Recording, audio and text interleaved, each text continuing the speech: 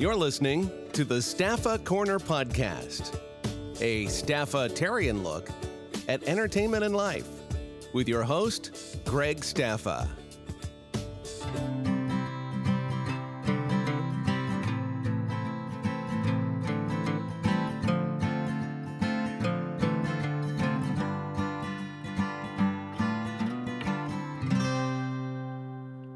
My guest this episode is a guest that I've wanted to have on for a couple years now. I'm really excited that she's agreed to come on. Bronwen Hughes is the director that did the pilot for White Collar on USA Network. While she's done some amazing other work, we're looking at 14 years since the pilot first came out. And so I really wanted to take this look with her to look at the pilot itself and everything behind what started one of my favorite TV shows. Bronwen, thanks you for joining us today. It's my pleasure, although you put me in a state of shock by saying 14 years. Holy cow! Time flies. Yeah. First off, tell us a little bit about yourself. Let's see. I come from films and comedy shorts for Kids in the Hall, and then the world swung over to television where the good stories were starting to be told, so we became sort of format agnostic, and I've been lucky enough to be busy on all fronts since that time. White Collar being actually one of my early lucky breaks. Now, it was one of your earlier breaks, but the episodes of stuff that you've done beforehand were established TV shows. So when you were brought on, you had a frame of reference, I would assume, unless you did one like the second episode or something. But you had other shows had like a history behind it. What was it like coming on doing a pilot? Well, actually, here's the truth. If you come from films like I do, that's the only thing you really know is setting it up, meaning a film director is doing a one-off. So you are, establishing the look, putting the cast together, putting the crew together, getting the art, the sensibilities of the the sort of art direction together. And it goes all the way down the line to score, loop group, whatever else, and even you have a hand in marketing. So coming from films, you think that's normal. And then you joined television, like you've just mentioned. And it was, in honesty, a kind of a shock that they don't want your ideas on music. They don't want your ideas on who's going to shoot it. It's already in place. So I learned very early on that you sort of had to sort of jump on the moving train, find the best in everybody, and try and eke a bit of yourself into it, because I figure that's why they hired you. So in honesty, in doing a pilot, it's like going back to my first instincts when I get to draw on the things that I consider part of the cinema language, all of the sound design, the music, obviously the casting and the shooting style, So it wasn't new territory to do the pilot. It was like the thing I was most in love with when I started in films. So you really had like a ground's eye perspective of setting up the tone, the look and everything like that. So as much as Jeff Eastin gets credit for creating it, you feel that you had a wide range of opportunities to have your hand in everything? Yeah, I mean, you have corporate bosses on any level of this industry, features and even independent features. It's kind of a myth that it's independent. You got lots of bosses, whether they be, sales agents or financial or whatever they are. So you're always answering to someone, but when you come in as director number one, you do have a great say in the language of it, right? The style, the language. And you have a big part of the say in the casting, though ultimately the big stamp of approval will come from, the corporate bosses and the network and the studios. So, because that's their currency. You're given the pilot. It sounds like the pilot has a lot more that goes into it versus coming in for an episode number 20 of a series. Were you given more time? I mean, how does that all work when you're given the pilot? Now you have to kind of build everything, but we're also dealing with TV, which has a limited schedule of how fast you can do it. So what was that like? With the industry shifting on the pilot front, everything's shifting really. But in the classic mode and in the world of 14 years ago pilot, holy cow, I still can't believe it. The pilot gets a bit of privilege, right? We got a few more days to shoot it than usual. We got a bit more money to shoot it than usual, because the pilot is the best foot forward, and you're hoping by doing the pilot that they will pick up the rest. Nowadays, of course, the streamers will just say, we're doing all 12 episodes. We're all doing, they go right for it. But the pilot is really the audition piece of early days television. And therefore, you get a little bit more going on, in your tool chest. Now it's kind of swung the other direction where they want to spend as little on the pilot as possible in case it doesn't get picked up, because the money will go in the garbage if it doesn't. But that was a shock to my system in years lately. But the white collar era, it's really treated with great, hope and respect and support. So that's what we got. And then, the other good news for me is that USA was a brand new network. So not only did I have the luck of doing show number one on a show that was just being built, but it was one of the early shows of an entire network. So it was not like you arrive, at a network that's got its own language already. Like if you do a CW show, it's got to look like a CW show, or if you, a CBS show looks like a CBS show. We didn't have those rules. So I kind of just did what I think was right for what was written on the page and what the guys, were coming up with. So, and I was naive besides, in the very best sense of the word. I was like free to do what I thought was right and not sort of worried about like, oh, I wonder what they're going to say down the line. I didn't know what down the line was like. So also, off you go. White Collar was, I think, one of the rare shows that I can remember. They had a extended version of the pilot too. Yeah, that was a thing that they like to do at USA Networks, which I love, and doesn't happen so often very often anymore. But the pilot is supposed to hook the audience for the future, and they wanted to go deep, right? Things are very much in shorthand in episodes that are half hours or the full hour, which is 42 minutes. So USA took up this practice of doing these, longer first episodes in the name of drawing the audience into the world, which of course for the filmmakers and the actors is drawing the characters deeper, drawing the whole thing closer to a feature. And so, yeah, that was great fun for us. Now, a lot of shows that we see in the last 10 years or so, we're seeing a lot more shows filmed in Canada. White Collar was kind of the exception of filming in New York. In several of my reviews, I commented how the city almost became a character itself. Was that early decision? How did you guys decide? Or is that the hire-to-be's that decide, hey, we're going to film in New York? Oh, I'm glad you say that. Thank you. The city is a character. I mean, the city's a character in so many ways, in so many things that actually shoot in New York, and you don't realize you're missing it when you're doing the cheat for, Toronto or something else. But it's such a cinema pleasure to spin the camera any direction and have texture, people, history, patina, depth, whatever it is. So we love making it an authentic New York. I can't really remember how strong the push was. They usually do like a comparison budget for Toronto, Montreal, or Vancouver, something like that. I think there was that kind of discussion, but I'm actually very big, and Jeff Eastin, the show's creator, we haven't talked about Jeff, but he's, of course, ground zero, very big on writing things that absolutely have to take place in, the city.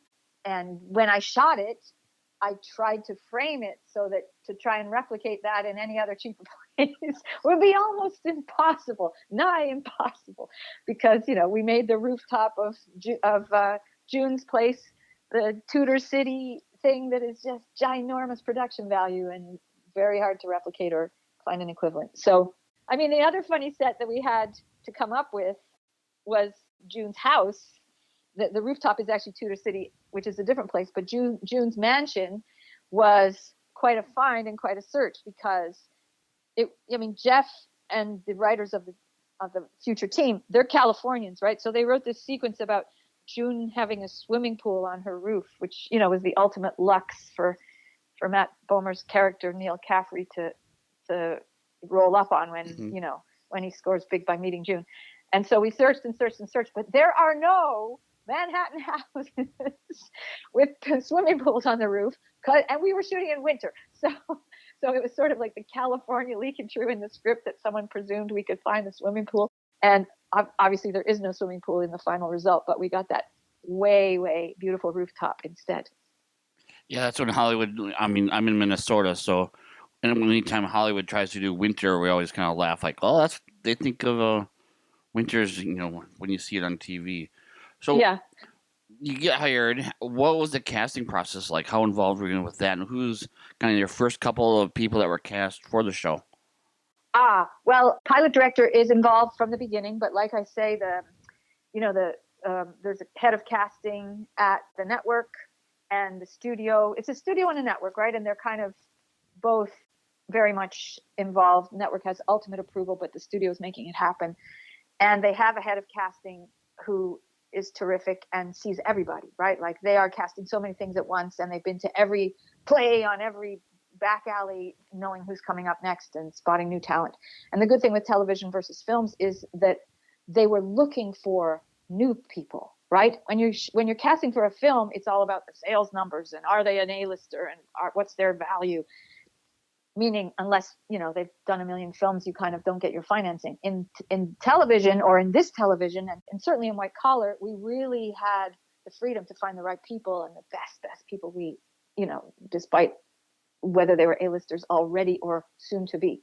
And so we went looking, and the way it works is the casting director of the network works with local casting directors in different cities, New York, LA, probably other cities too. And the agents send in their people, and there are rounds of casting going on that get weeded out to a shorter list, but still a long list for us to see. Actually, me and Jeff Eastin and the immediate producers to see, and we weed it down and put forth people to the studio, and they weed it down and put it forth to the network, or maybe it's in a slightly different order than that. But there is this sort of shortlisting process that goes on, and we were obviously looking for Neal Caffrey and Peter Burke, the two leads, first, because on that the whole show hinges. And the crazy thing was that I threw down very early for Tim DeKay. I just thought he was magic, the quiet version of magic compared to the flashy version of the Neal Caffrey character, which is very hard to find actually, but electrifying, funny, dry, droll, all those wonderful things. And so I really wanted him immediately and said so.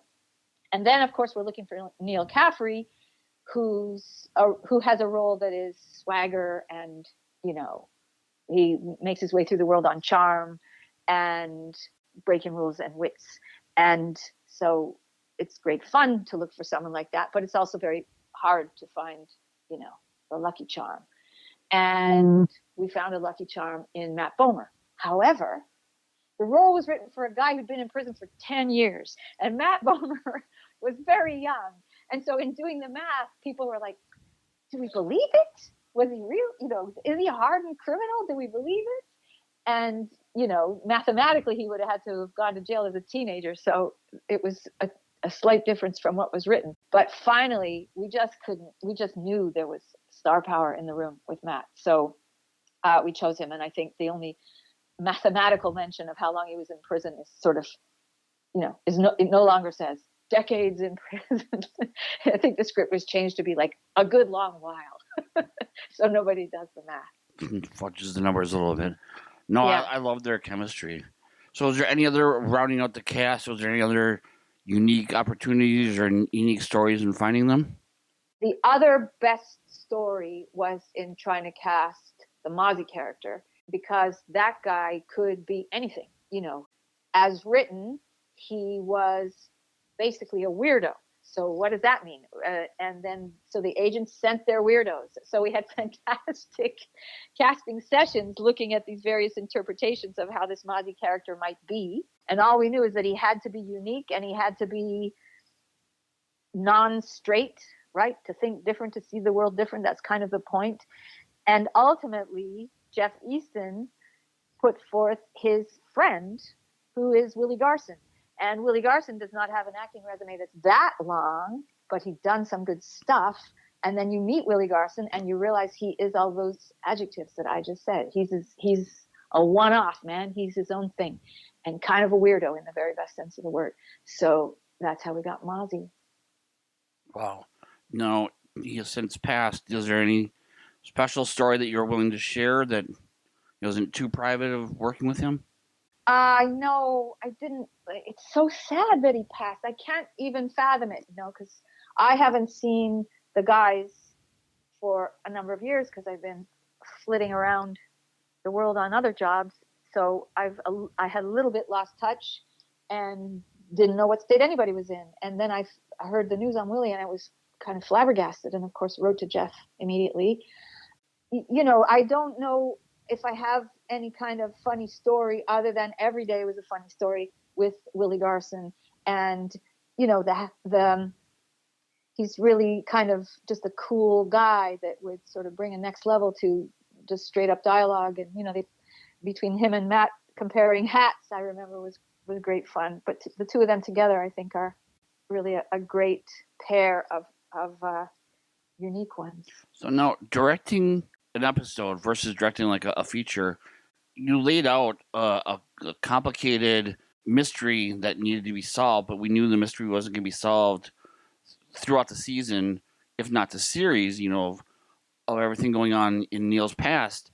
How much information are you given as a director of just the pilot, or is it just, here's how far I need to get the ball to, and then hand it off to someone else? Or are you given, inside knowledge of how things are going to go or directions are going to go, or is it just, I need to get this script from point A to point B? Well, in truth, we're not given that much. Well, it depends on different jobs. It's different things, but I would say the vast majority of the jobs, we, meaning myself and the actors, don't get a ton of future information, mostly because the writers are desperately trying to figure it out in many, many shows. And I think Jeff had a good handle on it, which is how he pitched and sold the series. But all the details are not yet worked out. It's too dense. They got to string it out for too many shows.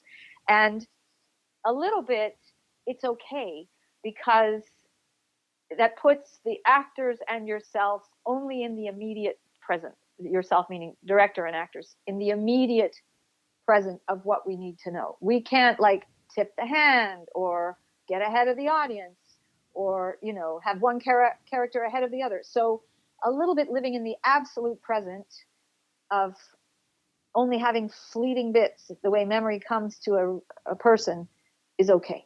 So you were a lot like the fans and in the dark, but you're one step ahead of everything. Yeah. I mean, obviously what you get from your briefings, and it's in the script, of course, usually, if you notice it, is what matters, right? It matters to notice the ring on the hand. It matters, the way he reacts when you say her name. All of those things are part of the planting of seeds for people hanging on to figure out what's really going on. So it's important stuff. And actually what I just said about, the look on his face, I think that Matt Bomer plays that so very well without words, just to know how affected he is by the very mention of her name or the possibility that she's, out there somewhere. His face can speak volumes. Now, at what point you're filming the pilot and you're laying the groundwork for tone and everything like that, is there a point in the director's mind that says, we actually have something here? Or is it just kind of one of those things where you're so deep involved in it that you can't see the outside picture, where you're like, oh, good luck, I hope this works out for you. Here's the pilot. It's kind of a great question, because I've been wrong many times. In fact, I've convinced myself I'm the curse of death. If I like a pilot, it's not going, and vice versa. So I'm trying to be neutral at all times. I think you dare hope when you see something good, you dare hope that this is good. But it's tricky, man. It's chemical combustion. It's the same with making a film. Individual sequences might be amazing. The dailies might make them write letters to you about how amazing it's all looking. But the chemical combustion of putting it all together is a different animal. So you don't really know until you really get, close to the whole thing being together. And then you really don't know again until you put it in front of an audience. I mean, television you watch alone, of course, but you do have to screen it in a room full of people, because you kind of start to know things immediately the first time you put a show or a story in front of people. The first thing you tend to know is, oh my, it's boring in this part. Or like you hear people coughing or shuffling. Or if you hear obvious reactions like laughter, you get a clue there. Or no laughter is a different clue, when you're expecting it. So it's very humbling to know that you never know, though you dare hope. That was a good way to put it. And I think overall it came out to above average reviews. I wasn't reviewing it at the time. I didn't review it until a couple seasons in. Got overall a positive. I mean, it went on for several seasons, so you must have done something right. When you're doing a pilot like that, and then you go off to do other stuff, is there a lingering of like, this is my baby? I mean, because to me, before meeting you or talking to you, I always considered Jeff as to be the dad, you to be the mother. I mean, you both laid the groundwork. Is that kind of how you feel as directors when you do things like this? Is this maybe don't go back to it, but this whole this is you created this child versus coming in and babysitting for a few episodes. This has a little bit different meaning to you. Do you approach it like that way or see it that way, even if you don't go back to it? It just, is there kind of a special place in your heart for this, or is it just overthinking? No, you're not overthinking. Like, I mean, I personally really, really care, which is kind of a problem in my career, by the way. If you don't care, you can do a lot more things and make a lot more money. But I really care. So I gave it my all, which, may be decisions certain people don't agree with or certain people are impressed by. You never know. But I really dug deep for myself to try and do what I thought was the most intriguing, entertaining, fun, unique, whatever makes something good. I was trying for it. And obviously, like I said a minute ago, you don't really know, but you care. So you try and you work hard and you try to leave no stone unturned with the possibility of what could make it even more so. So yes, it holds a special place in your heart. Yes, I feel like a mother, though possibly a surrogate mother, because Jeff's, long gestation period is longer than mine. I mean, the other truth is that when I go so deep into projects or even just episodes, that once I finished it, I never look at it again. I can't bear it because all I can see is the things I failed at or I would have done better. And I'm not the only person that talks that way. I've heard actors say that many times. But a little bit of space makes it possible to watch again for your podcast. And I enjoyed it, I will admit. But the guys were the most impressive thing. So yeah. Playfully biting into what you just said, what's like a little critique that you look at for the pilot and say, I wish I would have done this differently? Not it doesn't have to be like, oh my God, I can't believe we did this. But like, is there something that, I mean, it sounded like there's something that nagged in you with that comment, or it's just you're talking in general? Well, I mean, the good news with time is you kind of forget. I think people say that about childbirth. Like after a bunch of time, you only remember the good bits.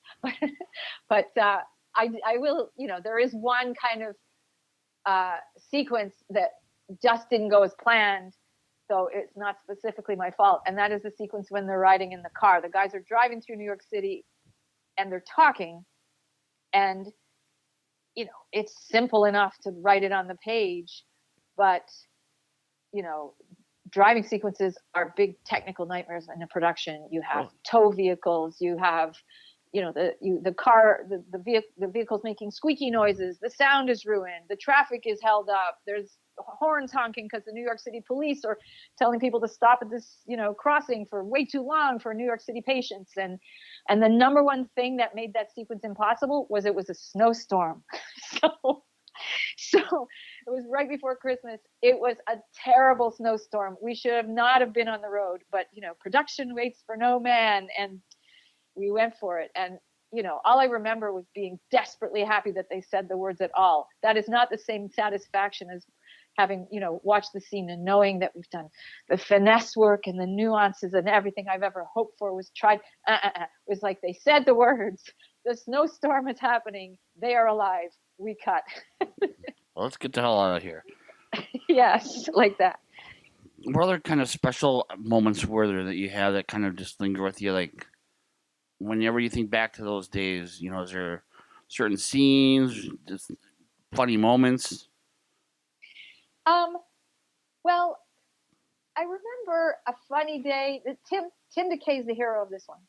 We were at the Brooklyn Navy Yards, which, by the way, doesn't exist anymore. The whole New York City is razed to the ground and condofied. So we're kind of showing you a New York that, is from another time. But it was fantastic. Brooklyn Navy Yards, fishmonger warehouses, where we're doing the final sequence, right, where they finally find the bad guy. Mm-hmm. And we had to figure, we were racking our brains on, what the trickery would be to get the guys, Neal and Peter, FBI, into the warehouse. And I mean, you write something, but then there's the practical realities. Oh, the door doesn't happen there. There's no window. Whatever it is, whatever was written on the page didn't physically exist in the real world. And we had to figure out, how do we get the guys to the warehouse? And it was like way too long with the ticking clock of production, not figuring it out. And then a truck went by. I think it was the fish truck. And Tim DeKay said, why don't we run behind the truck?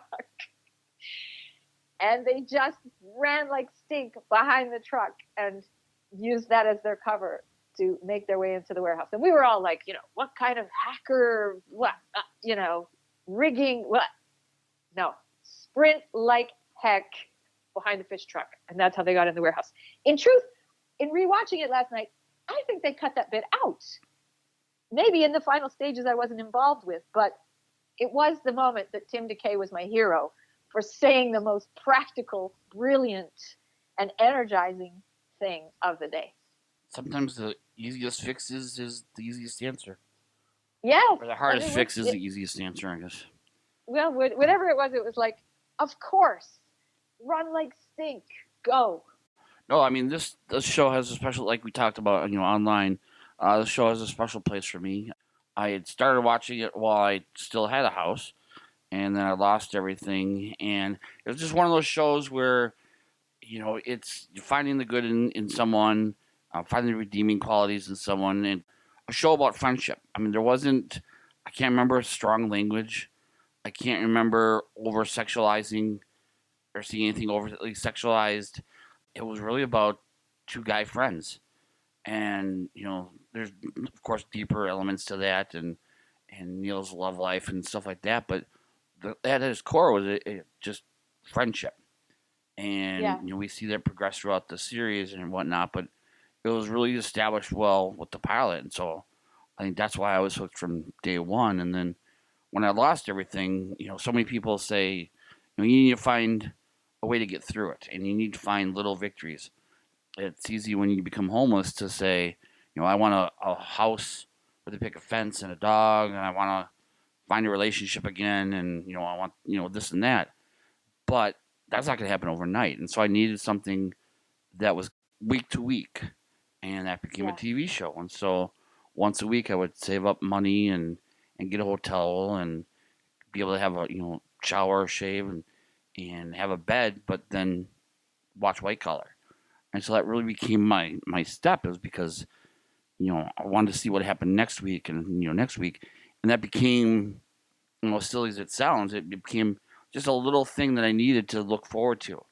When you lost everything, you're kind of looking for that rare little thing that says, what do I need to look forward to next week? And it's so easy to give up and drown yourself in your sorrows. But I was like, well, I want to find out what happens to Neal. And so when I lost everything, that became kind of my transition. And I ended up being able to talk to Jeff, and we had a couple conversations. Haven't gotten to interview him yet, but that's on my list too. But I've gotten to talk to some of the cast. But when I wrote about it, I wrote a blog that says, how a TV show helped get me through homelessness. An entertainment site saw it, Your Entertainment Corner, and said, hey, we love your passion, where you're not, you're not judgmenting a show or trying to rip it. You're looking at it through a different set of lenses, and we'd like you to come to write for us. And so the first show I started reviewing then became White Collar. And it's all because of what you and Jeff created. Had you not created something that was very successful, who knows what else I would have found or what else I would have done or whatnot. So for me, I have a huge amount of respect for for what you did, and so that's why I've been trying to get you on the podcast for so long, is because it really meant. I mean, some people just see it as a simple TV show, but sometimes it has deeper connections with people, more than just a silly TV show. Well, my heart explodes to hear you talk about it. Honestly, like you gave me that preview before we got together on this podcast, and the idea that anything I've ever been involved with can have an effect on someone in a positive way, in a way of having them see the light when it seems pretty dark, is just the biggest reward I could ever hope for, no matter what I'm working on. And the fact that you are where you are right now, Greg, is so impressive. Like, holy cow, again, what an amazing story. I think your TV show is a story. I think your story is a TV show in itself. I'm sure it's going to be written someday, possibly by you. But you are so impressive and so kind. And I just wish we can all make more things that are not using the cynicism of the world as their currency, but rather not using the cynicism of the world we have right now, but rather the positivity and the fun and the charm and the connection and the human connection. If these things can have any kind of effect on someone, never mind the grand arc of a journey you've taken, we will be doing good things. And what is it about White Collar that has that inherent? I mean, there's other good shows out there, and there's others, but like I said before, the amount of sexualization, the amount of language, the violence a show like White Collar could have had. Yeah, I think that kind of commitment is the vision of the network. Bonnie Hammer at the top, and Alex Cipiol was an executive. I remember that they felt confident that they could do something that was engaging, entertaining, non-sucky, and not, like I said before, use the currency of violence and sort of bad, dark edges to engage people. And I think people want that, man. I mean, I think so many people want that. But even when I look at my own choices of what movies to see or what shows to watch, I'm like, do I really want to see that person disemboweled? Or, you know what I mean? Like, I choose to not watch a lot of things. And I wish I felt like it wasn't total fluff. There's human depth to watch, but I don't have to feel rotten at the end of it. Mm-hmm. And you guys followed Monk initially, I believe, which kind of similar in tone. It does seem like USA Network kind of had their template that they went by. And looking back now, a lot of their shows were kind of like that. Because you also did the pilot for Fairly Legal, didn't you? Yes, I did. Yes. Hot on the tail of this one. Lucky me, Yeah, I mean, they made it their brand. There was a phrase for it. It's like blue skies. I think there's two parts to the phrase. That was their brand. Blue skies, sunny skies, something like that. I'm getting it wrong, but they decided to do that.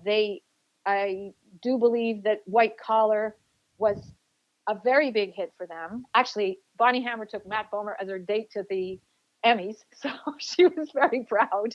And when it took off the way it did, thanks to people writing about it like yourself, I'm sure, they believed they had something. In fact, they had something so good that then other networks started to mimic it. And I would go into meetings on other shows for other networks, and they'd say, we want, this is what we're looking for, and say the blue skies thing again. And then I would go to further meetings on USA shows, and they're like, we got to reinvent ourselves because everybody's ripping off our blue skies. So it came sort of full circle that it was so imitated that, even USA had to do other things from then. But it was kind of a great moment that it was so well received in the first season, White Collar, because they had something. I was a big fan of Fairly Legal also. I had interviewed Baron Vaughn. When you do directing, so you did White Collar and then Fairly Legal, is it because of White Collar that brought you Fairly Legal? Is that like a studio thing, or it just happened to be that they were both at the same studio? No, that one was directly because they liked what I did on White Collar. Can you make this next one a hit too? So that's really what you want to hear, and you hope the gravy train continues. It doesn't always, by the way, because, people want new faces, new talent, new vision. So you don't get to ride the same gravy train forever. But luckily, for me, I got at least to do one super charming show after White Collar on the strength of it. Wow, that's great. Any other final thoughts on White Collar? Any special memories, stories you want to share? Let's see. We've talked so very long. I feel like I told you everything I can remember. I didn't remember many things, to tell you the truth. And then I watched the show to get ready to speak to you as a jog my memory kind of thing. And, it all came. It honestly feels like yesterday. It feels like yesterday that I did it, because the experience of making these things, but this one in particular, you are so present and so every sense is involved in trying to put it together, and you dream it at night, and there's no difference between waking and dreaming when you're making something like that, because it takes it all out of you. So it doesn't feel like time has passed, and I'm just so very thrilled for the guys, Jeff, Tim, Matt, all of them, that they've gone on to amazing big things and superstardom. In Matt's case, that's for sure. Almost got to interview him once. He had a movie premiere that I attended the red carpet for, and he had to pull out the last minute, but his grandma and his dad were there. So I got to talk to them, and she sent a message to Matt that I was able to pass on to his people that was very touching and kind of fun to be able to talk to them. But I was able to share my story with them too, and just kind of say, your son's show helped get me through a very tough time, and so they're appreciative of that. And so, but he would probably, if Matt got that message, even if he's pulled in many directions and couldn't be there for you that night, I am sure he would absorb it. I am sure he would feel appreciative of knowing that, and probably flabbergasted like I was when you told me. So he's the very best sort. He answers all my messages, though I don't see him very often. Yep, I'm hoping one of these days to, hopefully after the strike is over, and I'm able to talk to him finally. I'd love to have you on again when we're able to talk more about what your current work is doing. But I sincerely appreciate you coming on.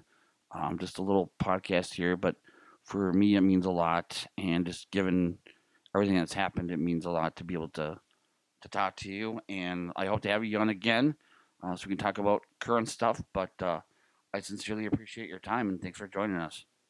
Greg, the thrill is mine. Honestly, you've taken me to a place that I didn't expect to go to today, and it's been really fantastic. And like I said, your own story makes my heart explode. So thank you. That does it for this episode. Thank you for listening to the Staffa Corner.